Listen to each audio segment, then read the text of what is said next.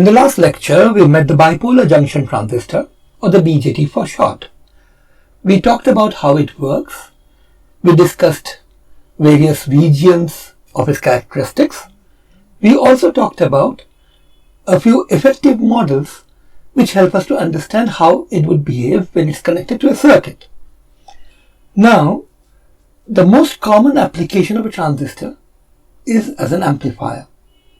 And we will start studying how to use a transistor in an amplifier starting from this video onwards. One of the basic things that you know about an amplifier is that an amplifier has an input and an output. And for each of them you need two terminals. That means 4 terminals in all. But a transistor has only 3 legs or 3 terminals. So how do you connect a transistor to an amplifier? Obviously, one of the terminals of a transistor has to do double duty, both as an input and as an output. In this picture, you see the base connected to both the input on this side and the output on this side. And depending on how or which terminal is doing double duty, we classify transistor circuits into 3 broad classes. The common base, which is the one which you saw right now, where the base is common between the input and the output. The common emitter connection, where it is the emitter terminal which is connected to both the input and the output.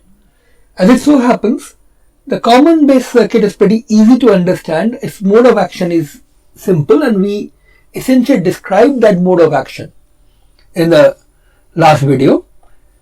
The common emitter happens to be the most popular of the transistor circuit configurations for reasons that will be clear as this video and the next video progresses.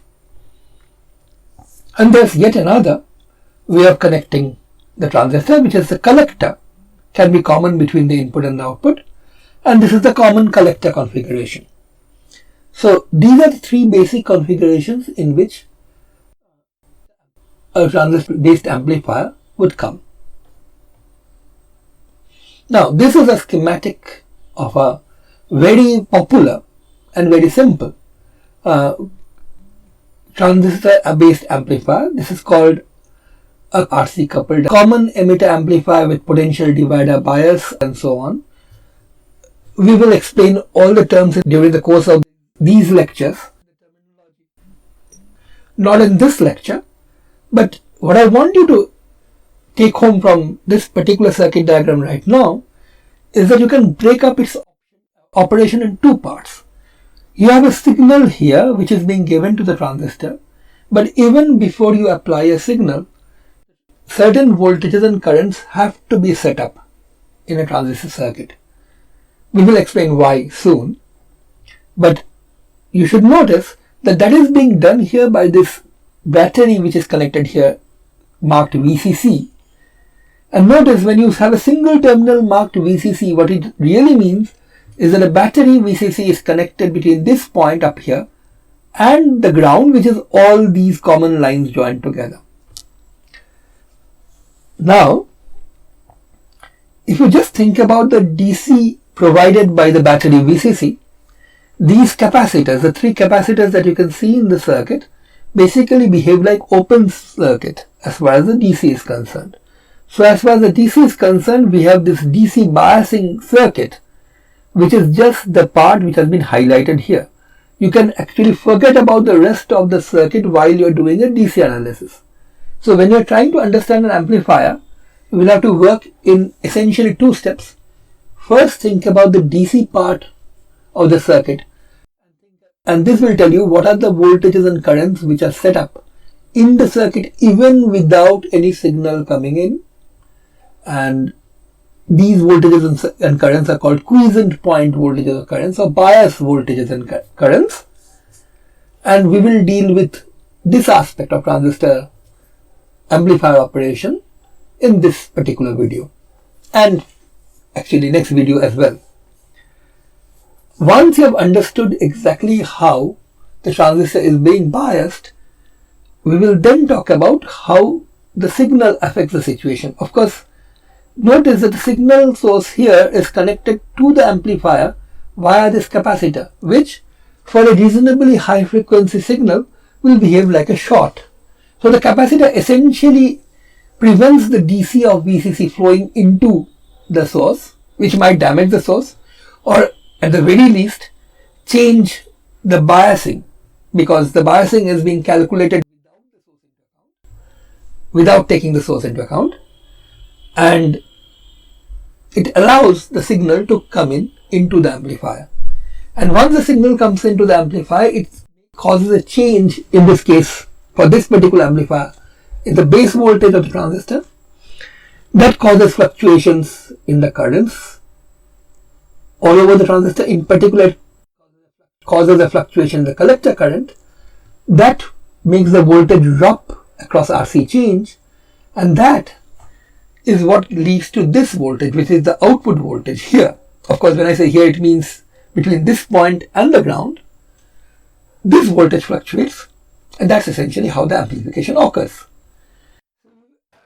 We will take a look at the amplification process in some detail in a later class.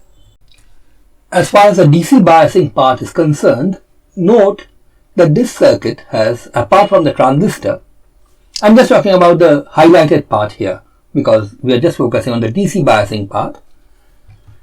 Apart from the transistor, it has 4 resistors, R1, R2, RC and RE. There is a capacitor connected across RE, which is not part of the biasing but will be important soon.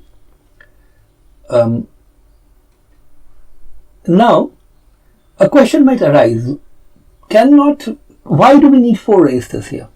Why can't we do with less? Why can't we have a simpler biasing circuit?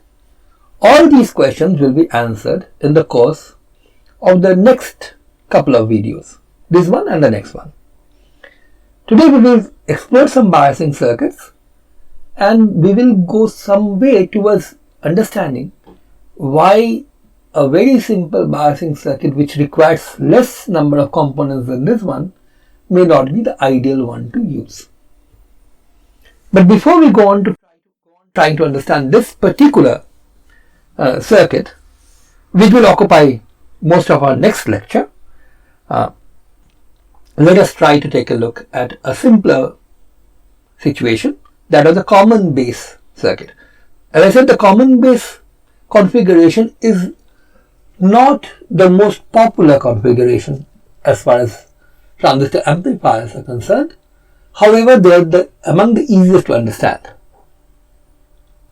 So this is our common base connection, where we have the voltages VEB and VCB.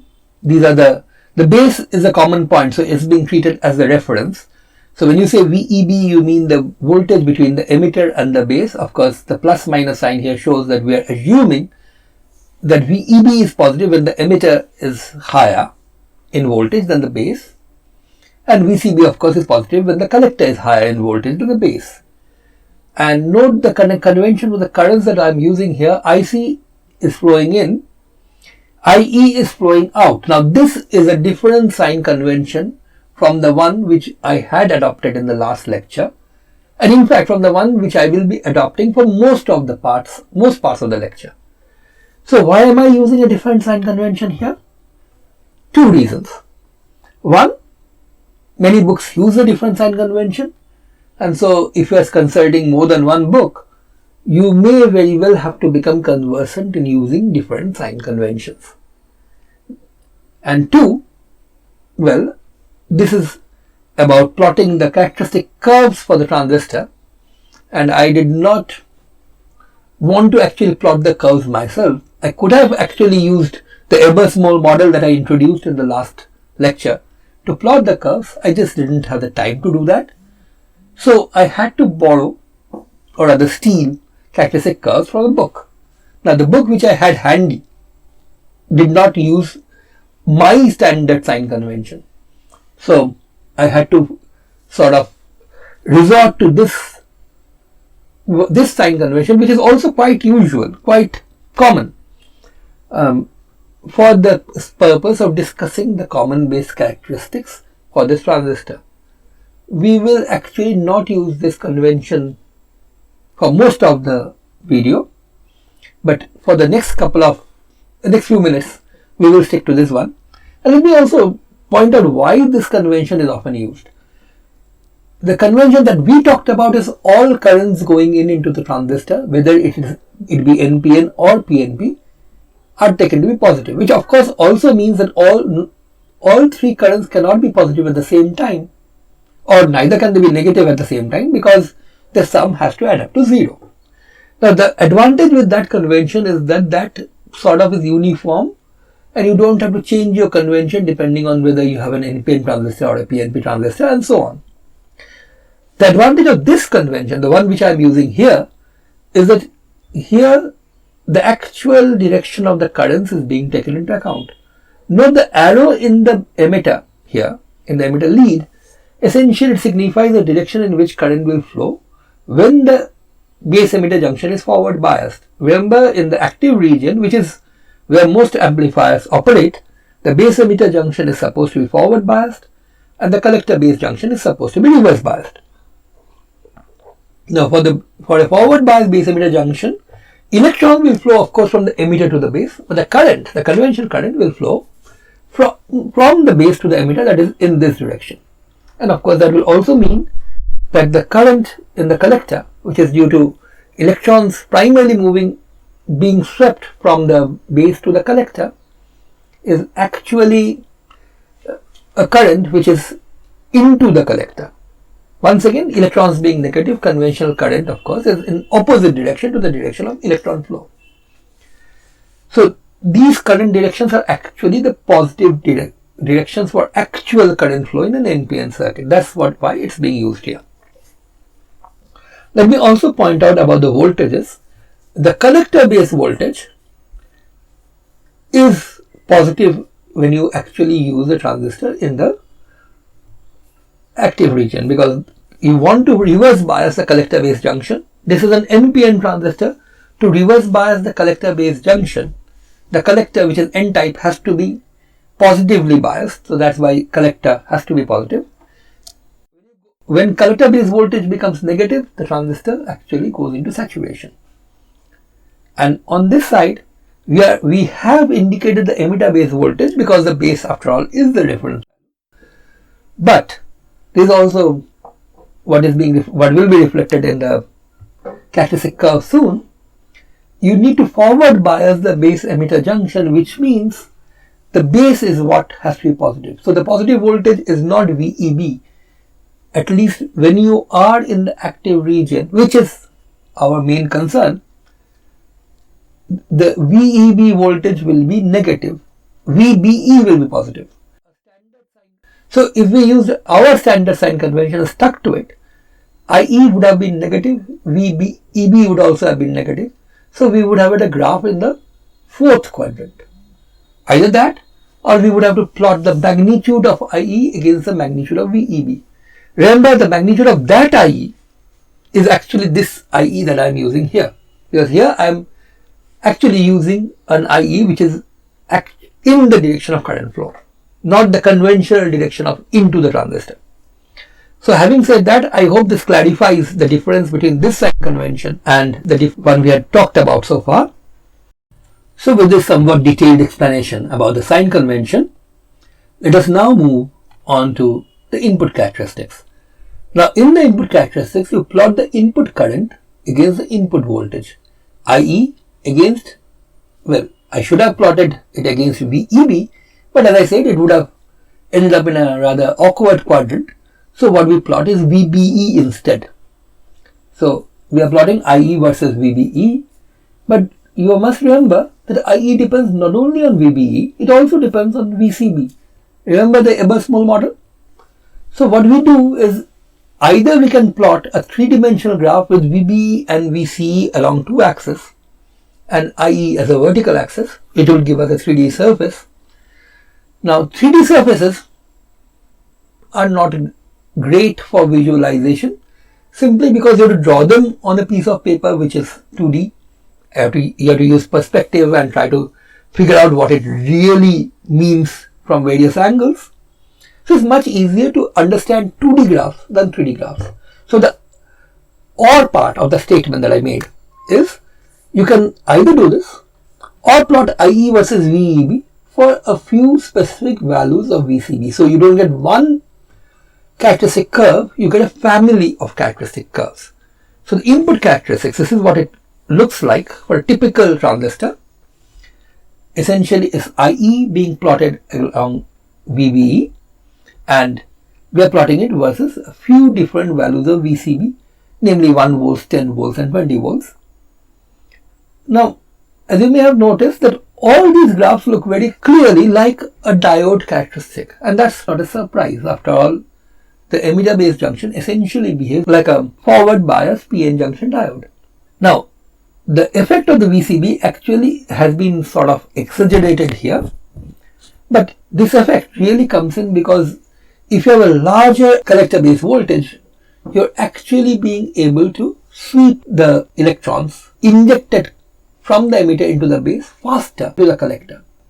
Well, the real reason is slightly more complicated. The real reason behind this is something called the Early effect, named after an engineer called Early who figured this out for the first time.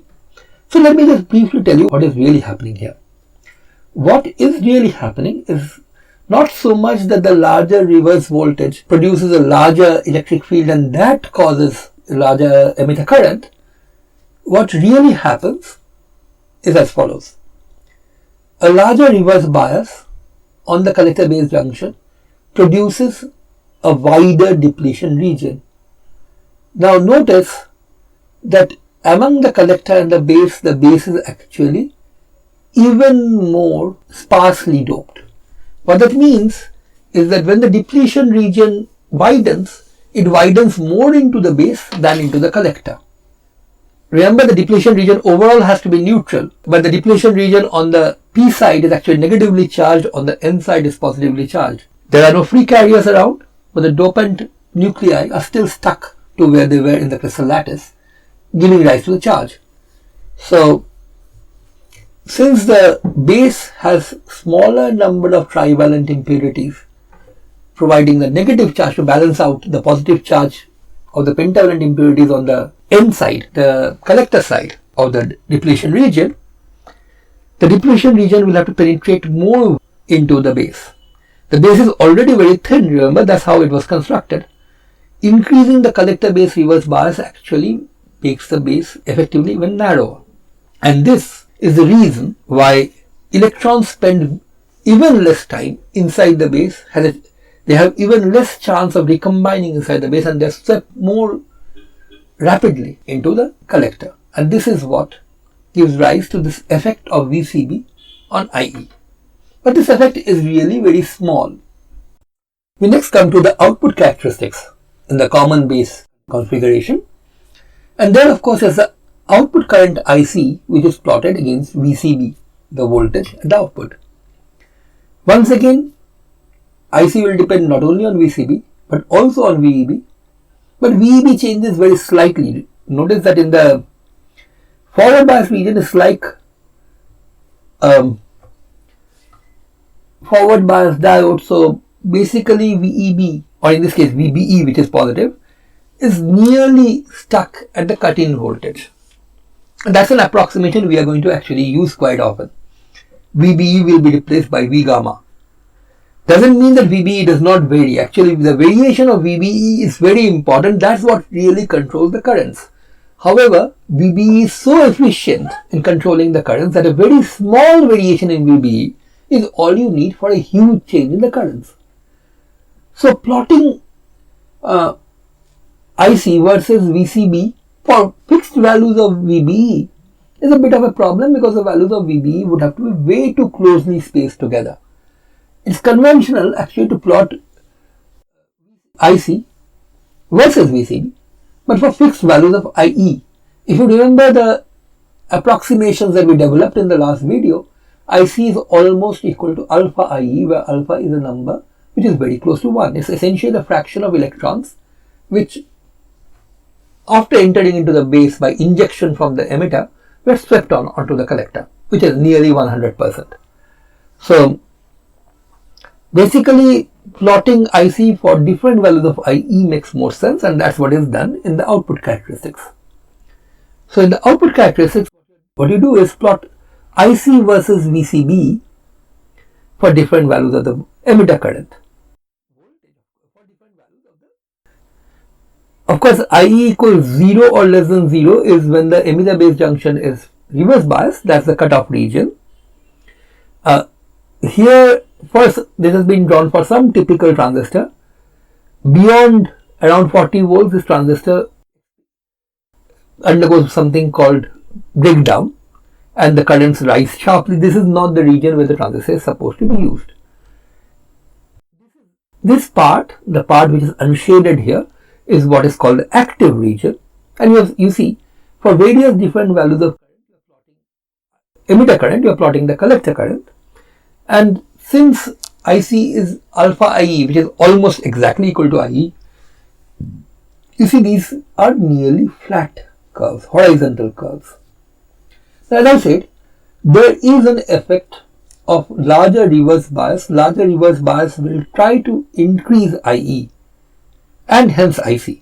So these curves actually slope upwards a bit, but this effect is really rather small to be seen on this curve. So in the common base characteristics, the curve looks nearly horizontal. All these individual curves that you draw for individual values of IE. Now on this side where the VCB becomes negative, this is what is called the saturation region, because here both the emitter base junction and the collector base junction are forward biased. And as I said, now the collector base reverse bias has changed into forward bias, and it does not aid the flow of the injected electrons from the base to the collector. Actually, it impedes that. That is why the current comes down rather drastically. So this region is what is called the saturation region. Before we move on, let me point out that this nomenclature may seem a bit strange at this stage, because usually when we say a graph saturates, we are used to thinking of something climbing and then flattening out. So if you just go by that point of view, it may be very tempting to call this part saturation, because this is where the curves seem to saturate. As we will soon see, the name saturation comes from an entirely different connotation, but just remember that in the last lecture we talked about this. When both junctions are forward biased, the transistor is in saturation. When the emitter base junction is forward biased but the base collector is reverse biased, we have active. This is the region where the transistor amplifier is supposed to operate mostly. And of course, this is the place where the emitter base junction is reverse biased, so is the collector base junction, and you have cutoff. Now, when you are dealing with a transistor amplifier, you would actually put a signal on top of whatever bias voltages and currents you are setting up using the DC part. And that means the voltages are going to fluctuate around some mean value, the quiescent point value. Now, if your mean value is somewhere around here, down here, then you should realize that the moment the input signal causes this mean value to drop below, you are going to go into cutoff. Or if you are somewhere close to this, an increase in the input signal might drive you into saturation. In either case, the response of the transistor will be strongly nonlinear. Here, IC is no longer proportional to IE. Here, IC is simply 0, no matter what your input voltage is. So these are the regions which you would typically like to avoid if you are using an amplifier. Which is why you would try to bias your amplifier in such a way that even without a signal, you will be sitting somewhere in the middle of the active region, so that you can go both up and down from there in both directions without hitting cutoff or saturation. This is the philosophy behind the biasing part. Now, let me add a small caveat here. While what I have said here is perfectly true for the most common kind of transistor amplifier, also called the class A amplifier, there are other kinds of amplifiers called class B or class AB, push-pull amplifiers, which actually work along slightly different principles. We are not going to talk too much about such amplifiers in this course. So for us, we will stick to primarily the class A amplifier. Your typical action in biasing an amplifier circuit would be try to put the mean values, the bias currents and voltages, the ones which the circuit has without the AC signal, somewhere in the middle of the active region. Our next concern will be using these characteristic curves to understand the actual biasing of a transistor circuit. So the circuit we are going to talk about is this one, a very simple biasing circuit for the common base configuration. Note that here we have not shown the signal or the AC source which is going to be coupled to this circuit via some capacitors. Those capacitors will block the DC part. So when you are talking about the DC biasing, you can ignore those portions because the capacitors will effectively disconnect them from the biasing circuit. So in the biasing circuit, we have battery VEE and another battery VCC. This is very common standard convention. When you use a terminal name twice, like CC or EE here, you are actually talking about biasing batteries. So VCC is a battery which you connect, which sets up the collector bias, in this case collector base bias, because we are talking about the common base configuration. It's connected between the common point, which is the base, to the collector via, of course, a resistance. This resistance is there to limit the current to ensure that your transistor doesn't burn up. Notice VCC is connected in such a way that the collector is positive with respect to the base, which is exactly what you want it to be. And similarly, VEE is connected in such a way such that the emitter is negative with respect to the base, again via resistance RD. And we are still using the convention that the actual current directions are being considered, not the currents going into the transistor. That is why the IE is pointing this way. The way in which the actual current will flow in the active region. So how do you go about analyzing this circuit? Well, we already have relationships between the various currents and voltages in the circuit in the form of the characteristic curves that we have just seen.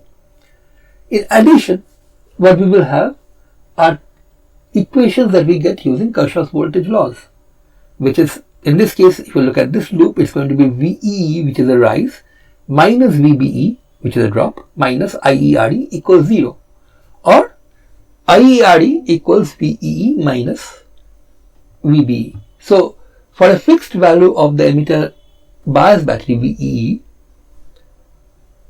we get a relationship between VBE and IE, which is essentially a straight line in a graph.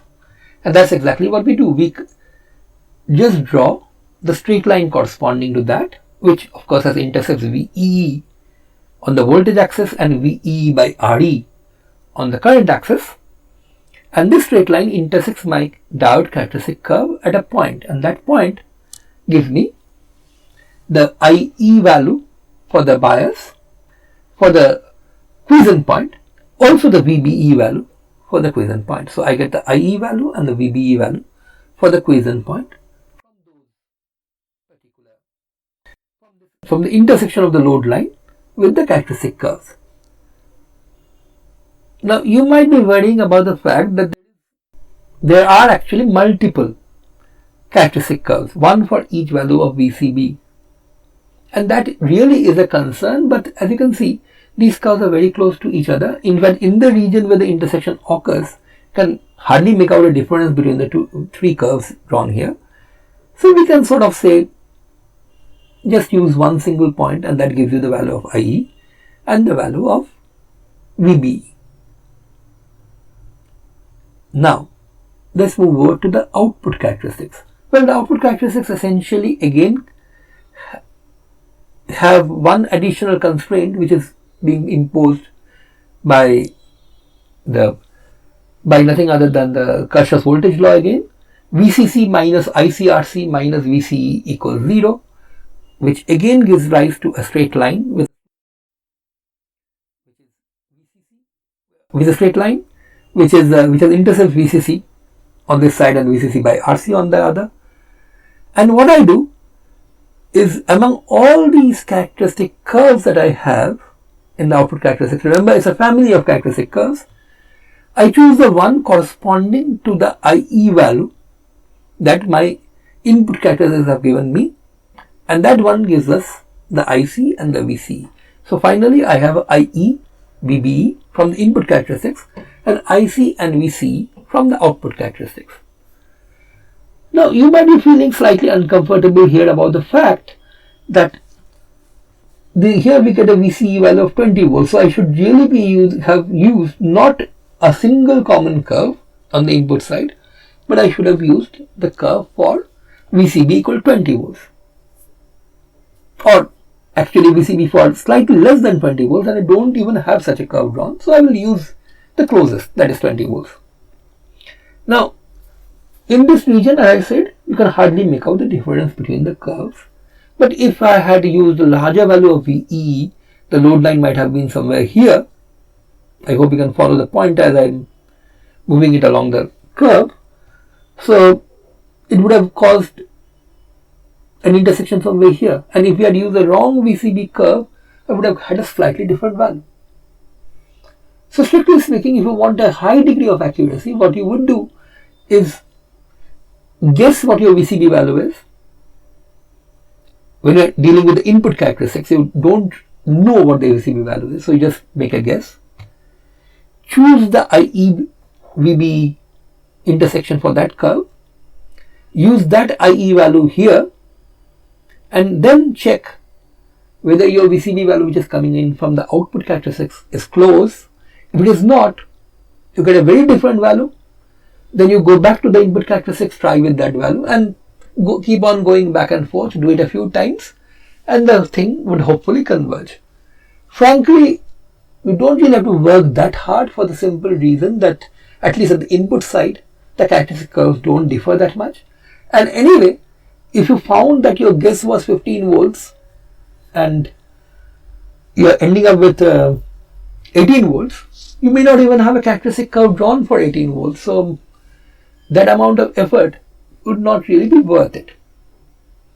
So as I'm saying, if you really had an infinite family of characteristic curves drawn on both the input side and the output side, or have the capability of drawing whatever input characteristic curve that you need, then this method of going back and forth would make sense.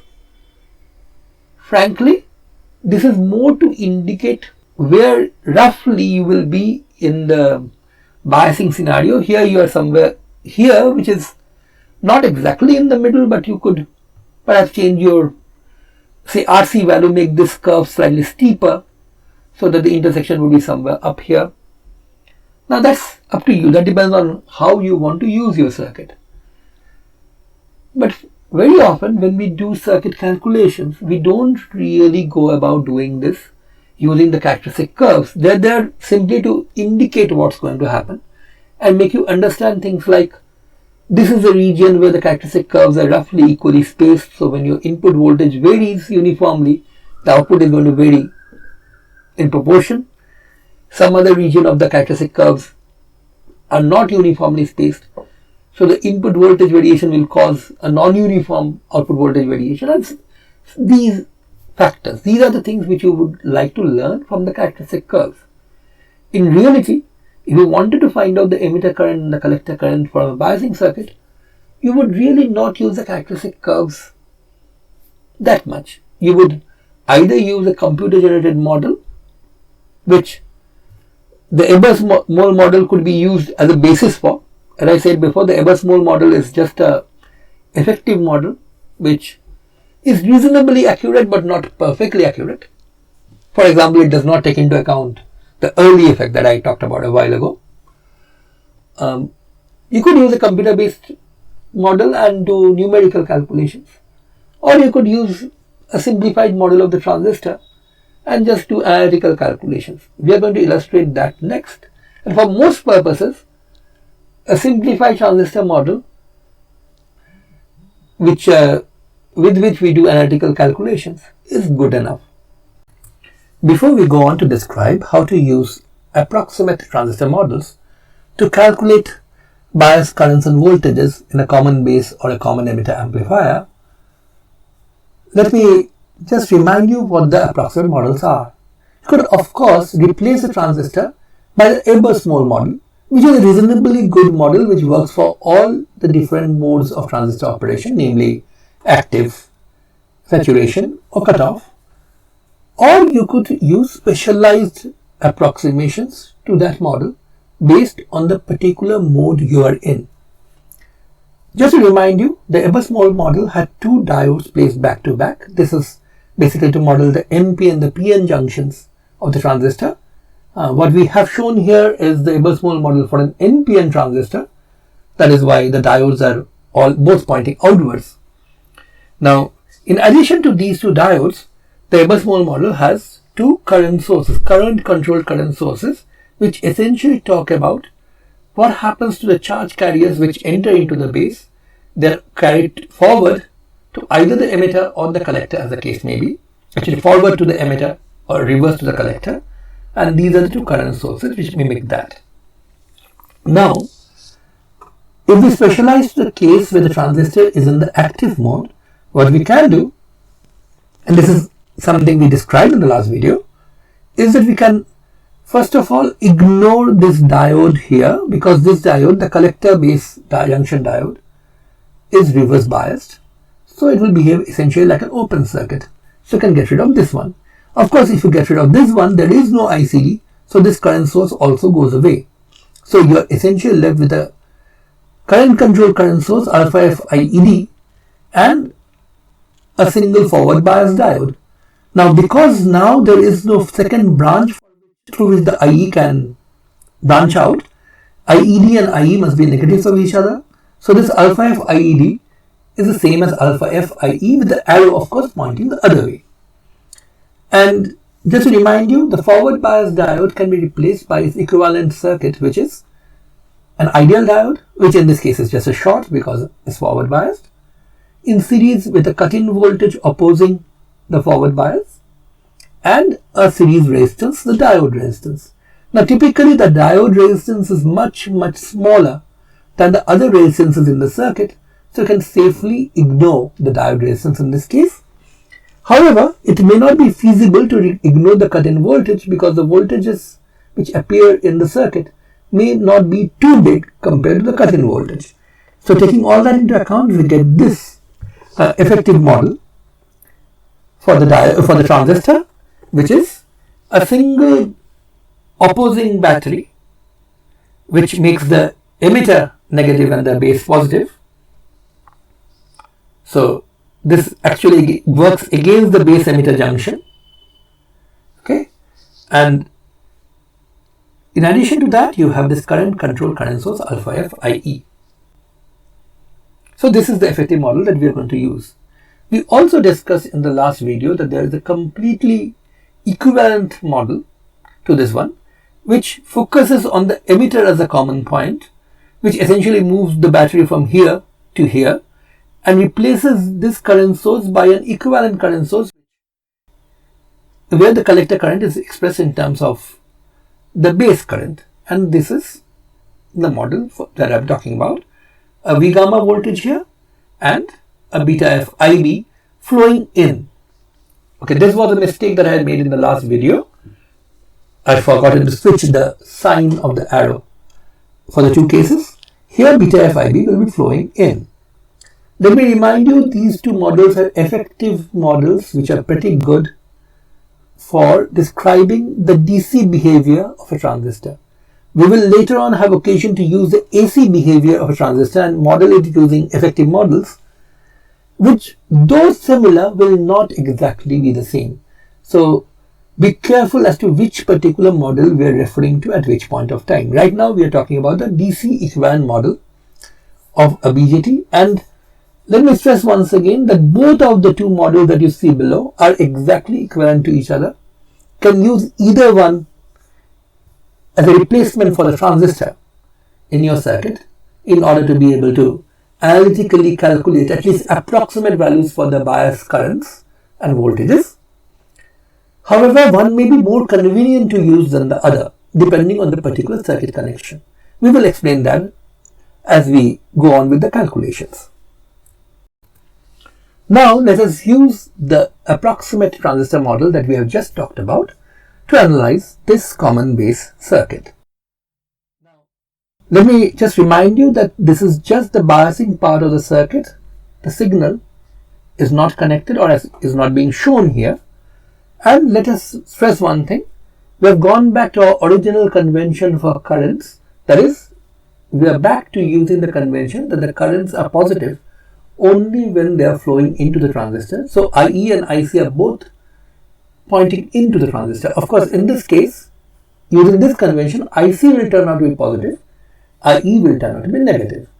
IB, which has not been shown, is also positive, is also flowing into the transistor here. Of course, all this is true because we are talking of an NPN transistor. If we had talked of a PNP transistor, things would have been just the opposite.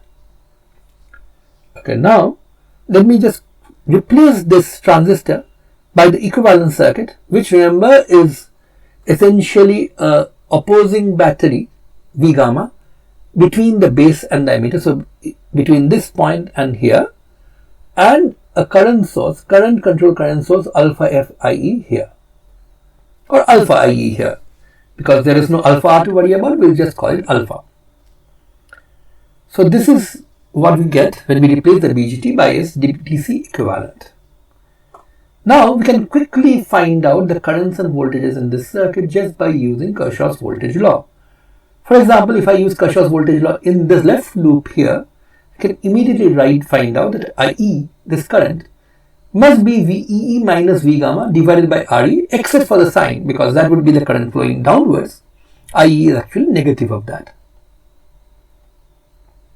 And this used on the other half immediately gives me IC, which is the current flowing in here to this corner, must be equal to minus alpha IE. So it's plus alpha times VE minus V gamma by RE. And finally, if you want to know the VCB, the voltage between collector and base, that's actually VCC, this voltage, minus the drop ICRC. Notice that we begin with the fact that we know that VBE is V gamma. That's an approximation we will make whenever the transistor is in the active region, so that the base emitter junction is forward biased. IE is minus VE minus V gamma by RE. That's directly calculated from there. Then we get IC, and then we can get VCB. So the four parameters which you need for the bias, VBE, IE, IC and VCB, all of them can be found out. There's only one thing that you have to check after this. If you choose too big a current IC, and how can you get too big a current IC? If IE is too big, so if your resistance is too small here, you may end up with a huge IE. That of course means that IC will also be big. And what is the problem with that? The problem is that if you use that IC to calculate the VCB, you might end up with a negative VCB. Of course, a negative VCB would defeat our model, because a negative VCB would mean that the transistor is no longer in the active region. Now both the base emitter junction and the collector base junction have gone forward biased, which now means that it's in the saturation region. So the model that we use to replace our transistor, which remember is valid only for the active region, is no longer valid. So we have to be careful. You have to check whether CB junction is still reverse biased after the calculation. If it doesn't turn out to be reverse biased after the calculation, it simply means that you have chosen too large a current or too small a resistance. Now let me point out that this essentially tells us why this region that we are now entering is called a saturation region. Think about what happens when we start with a large value of RE here and then start reducing RE slowly. What will happen is IE, which is of course VE minus V gamma by RE, apart from the minus sign of course, is going to go up as RE goes down. And as RE goes down, so will IC. IC will go up. But will this continue forever? The answer is no. As you keep on turning down RE, a stage will be reached when ICRC nearly becomes equal to VCC. The base collector junction now is no longer reverse biased and you have entered into saturation. So that's where IC stops growing. So this is where the name saturation really comes from. The current in the collector saturates if you keep on raising IE too much. Okay, so the saturation here of course is dictated not only by the transistor but essentially by the voltage source and the resistance that you have connected. But this really is why this region is called saturation. You can keep on increasing the collector current up to a point and after that it stops rising. Let us now go on to describe the input and output characteristics for the transistor in the mode in which it's most commonly used, namely the common emitter connection for the transistor. So that's this connection. To remind you, the emitter is common between the input and the output. So here IB and IC are the two input currents and VB and VC are the two voltages. And just to point out, the common emitter also has this advantage that our convention for currents and the positive convention actually both agree here.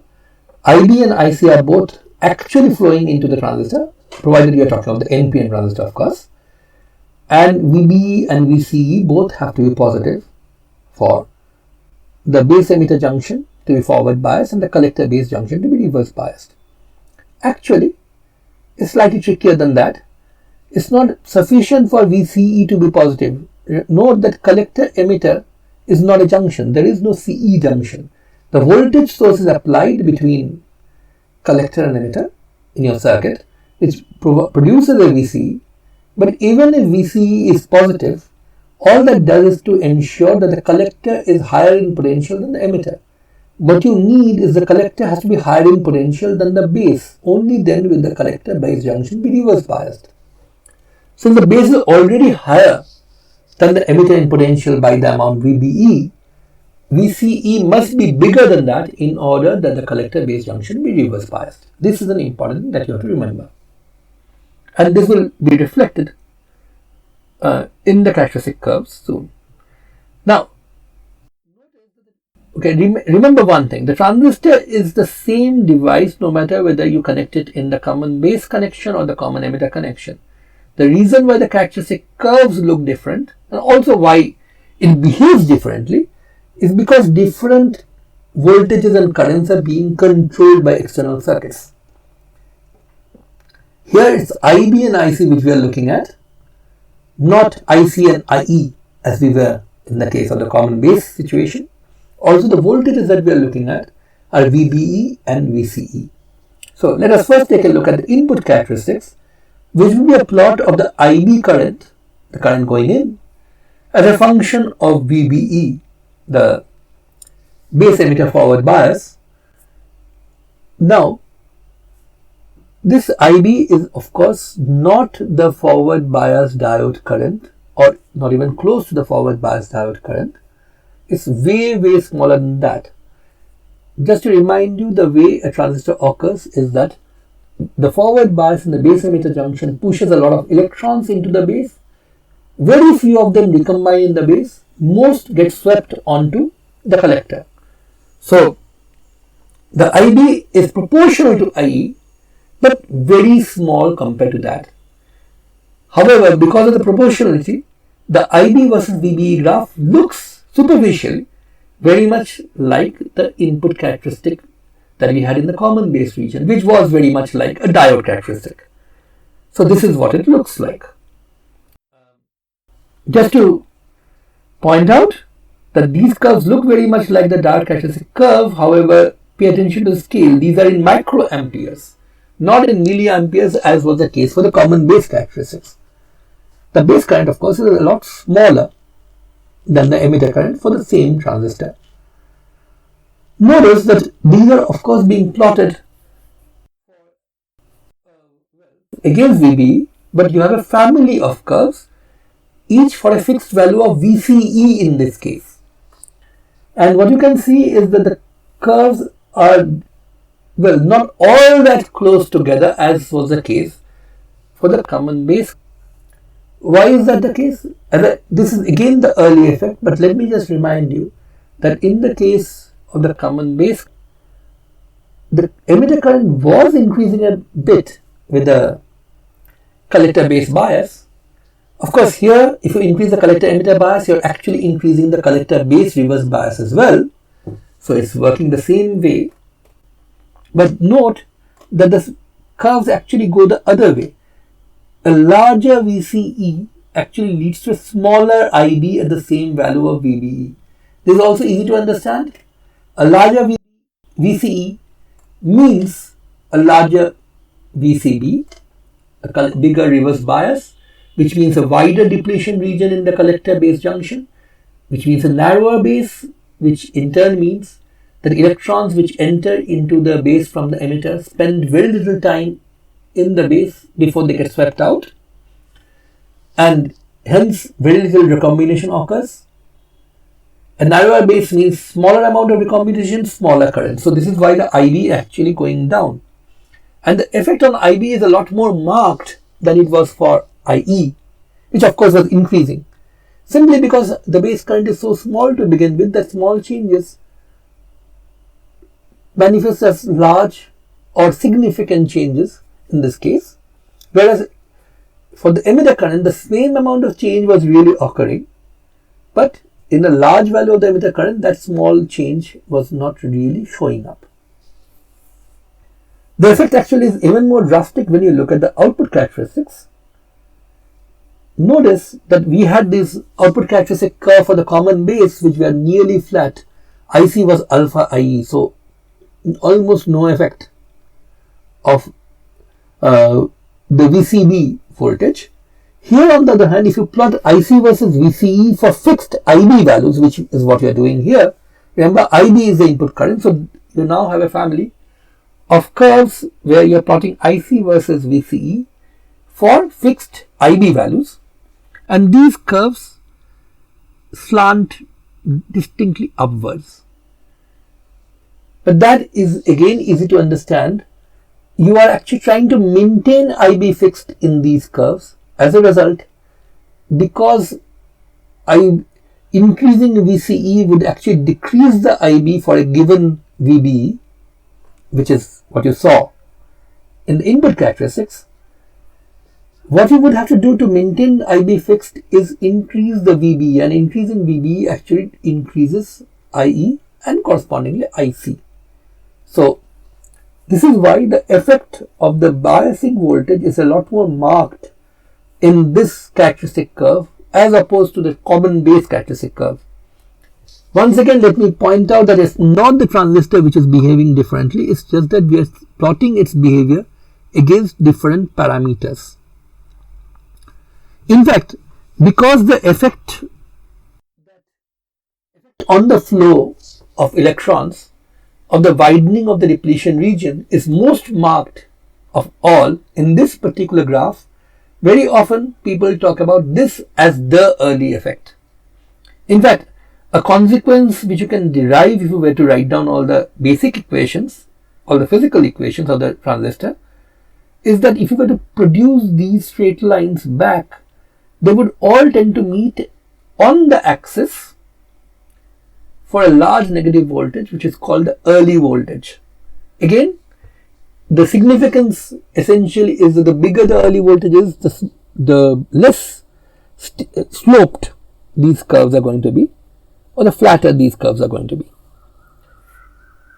The other major difference in these characteristic curves is note that the gray region here, which is the saturation region, actually begins at a positive value of VCE, which is what I told you, remember? It's not enough for the collector to be positive with respect to the emitter. It has to actually be beyond the base emitter voltage or more than the base emitter voltage in order that the collector base junction be reverse biased.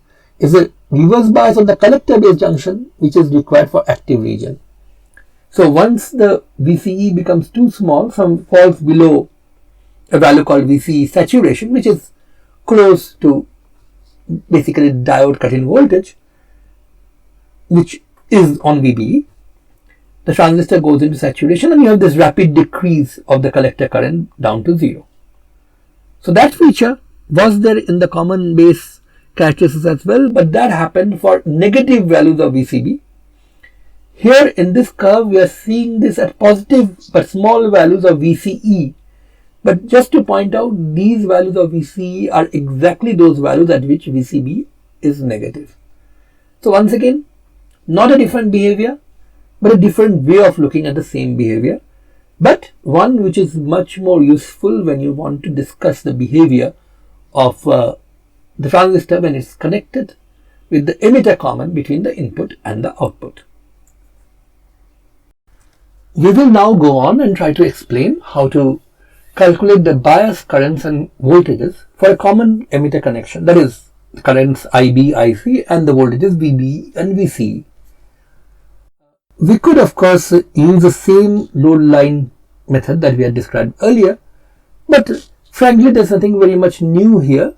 It's essentially the same method once again. You write down the Kirchhoff's voltage law equations, translate them to graphs, straight lines on these curves, and in this case, because the base current curves are actually slightly more different for different VCEs, you may have to actually go back and forth for a while before you can actually settle down on a proper quiescent point value, a set of values for IB, IC, VBE and VCE. However, there's nothing much to be gained from explaining that all over again, so let us move on to the analytical calculation, how to calculate the bias currents and voltages, once again just the DC bias currents and voltages for a common emitter circuit using the effective model that we had developed. So this is a circuit for which we want to calculate IB, IC, VBE and VCE at bias, that is, once again let me just remind you that there is no signal connected here, or even if the signal is connected, we are just considering the situation where there is no signal. So these are going to give us the quiescent point values for IB, IC, VBE and VCE. To do that, what we do is replace this transistor by the effective model that we had developed earlier. If we use the same model that we use for the common base, this is going to end up looking like this. The emitter is going to have a V gamma voltage connected here, and there's going to be an alpha IE current source which is feeding directly into the collector. So here what we can do is immediately write down a few equations. The equation on the left hand cell will immediately give me VBB minus IBRB minus V gamma equals 0. So IB is simply VBB minus V gamma by RB. Pretty straightforward. Now IC of course works out to be minus alpha IE. The trouble is IE is not what we calculated, but that's easily remedied. What you do is replace minus IE by IB plus IC, which is of course the value of minus IE, because all the three currents must add up to 0.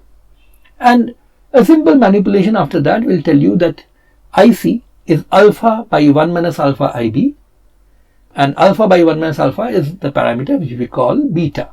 So this is beta IB. So we have to carry through these extra pieces of calculation in order to arrive at IC. We have already calculated IB here, IC will be beta IB. And then VCE, the collector emitter voltage, the voltage between this point up here and this point, between the collector here and the emitter, is going to be a rise of VCC minus a drop of ICRC. So that's what you're going to get. Once again, you have to be careful that the transistor is still in the active region, otherwise this effective model will break down. And here, to make sure that the transistor is still in the active region, you have to ensure that the collector base junction is still reverse biased. That means VCE does not only have to be positive, it has to be more than VBE, which is V gamma in this approximation. So VCE has to exceed V gamma. If your calculation gives you a value of VCE which is either negative or even V gamma or smaller, your assumption that the transistor is in the active region breaks down. So once again, if we were to reduce RB slowly so that the current increases, IB increasing means IC, which is beta IB, will increase quite rapidly. And what will happen is soon ICRC will become large enough so that VCE is no longer satisfying this condition. At that point, IC stops growing. So once again, we see saturation has been met. With increasing IB, IC will rise up to a point and then saturate. That's once again, that's where the name saturation comes from. And let me just point out one thing. If instead of using this effective model for the transistor, which as I said is actually suited for the common base connection, if we had instead used the common emitter effective model, which is this one, which is beta IB pointing in and a V gamma connected here, it's easy to see that you will get the same results but with a couple of steps less. The calculation is simpler if you use the common emitter DC approximate model rather than the common base DC approximate model that we used before. Let me stress once again, common base and common emitter are just two different ways of connecting a transistor to a circuit. The effective models, whether it be the common emitter effective model or the common base effective model, describe exactly the same behavior, but one may be more convenient to use in the common base connection, another may be more convenient to use in the common emitter connection. Here the circuit was simple enough, so it didn't even matter that you use the common base effective model earlier, just a while ago, rather than the common emitter effective model. Although, as I promised you, if you use the common emitter effective model, the calculation will be slightly simpler. But for more complicated circuits, using the quote-unquote wrong model will not give you wrong results, but will make it much more difficult to arrive at the results. So this is something you have to bear in mind. Now in this lecture, we have only looked at the simplest possible common emitter and common base biasing circuits. We have also used the simplest effective models. For example, I have used IC equals beta IB or minus alpha IE only. We have not taken into account the fact that there is a current due to the minority carrier component, the ICO. However, all these things are going to be pretty important in discussing the suitability of different transistor circuits and whether they will actually really work properly or not. So in the next lecture, we will take a look at these biasing issues in more detail.